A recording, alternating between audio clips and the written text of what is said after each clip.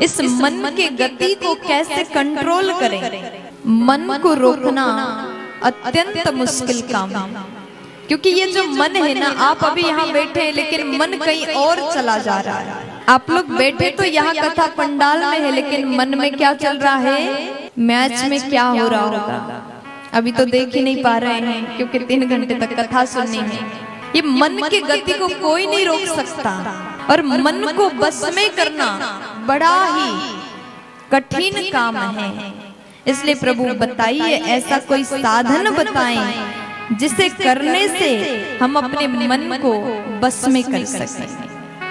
तब यहाँ भगवान कहते हैं कि माँ अब बिल्कुल चिंता मत करिए, ये मन को अपने बस में करना जितना मुश्किल है ना, उतना आसान भी है। ये मन जो संसार की ओर जा रहा है, संसार से हटा करके हमें भगवान की ओर जुड़ना है, बस इतना सा काम करना है। और ये संभव कैसे होगा, धीरे धीरे आप सत्संग में जाया करो, संतों की बाणी को सुना करो, जो संत उपदेश देते हैं उस उपदेश को सुना करो। धीरे धीरे धीरे धीरे संतों की बाणी हमारे भीतर प्रवेश करेगी, और धीरे धीरे हमारा मन पवित्र होता चला जाएगा, और एक दिन हम अपने मन को भगवान के चरण में लगा सकेंगे। देखो ये मन संसार में लगा हुआ है, संसार में ये जो मन लगा हुआ है ना, इसे भगवान के चरण में जोड़ने के लिए पहले संसार से हटाओ, फिर धीरे से भगवान के चरण में जोड़ो। बस इतना काम हमने कर लिया तो समझो मन के ऊपर आपने विजय प्राप्त किया। मनुष्य के इच्छाओं को जब कोई मार सके, ये मन में ही तो इच्छाएं होते हैं। कभी मन कहता है कि हमें 10,000 की साड़ी पहनना है, कभी मन कहता है तो हमारे पास में सोने का हार होना चाहिए, यही मन कहता है कि हमें अच्छा अच्छा खाना चाहिए, अच्छी जगह घूमने जाना चाहिए। ये मन में बहुत सारे इच्छाएं हैं, लेकिन आप धीरे धीरे धीरे धीरे अपने इच्छाओं के ऊपर कंट्रोल करोगे तो एक दिन मन आपके बस में होगा।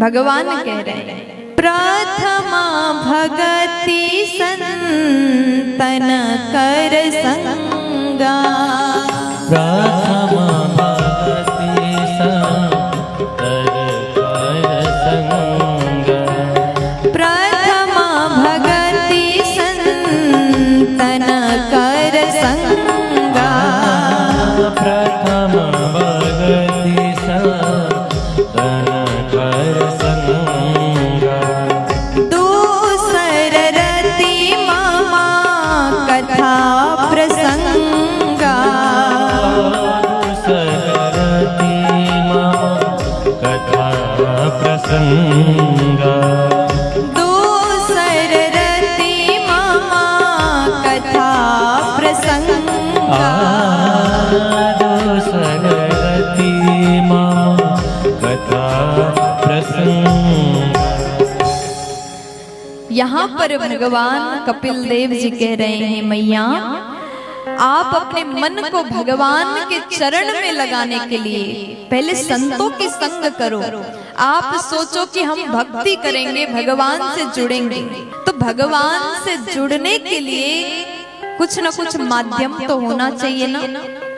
आप सोचो भगवान से हम जुड़ेंगे, लेकिन आपको कुछ भी नहीं पता, साधन नहीं जानते, भगवान से कैसे जुड़ना है आपको नहीं पता है, तो पहले संतों की संग करना अति आवश्यक है। जिस प्रकार के बिजली के कनेक्शन के बिन लाइट नहीं जलता, उसी प्रकार संतों के संग के बिन आप भगवान रूपी प्रकाश को नहीं पा पाओगे।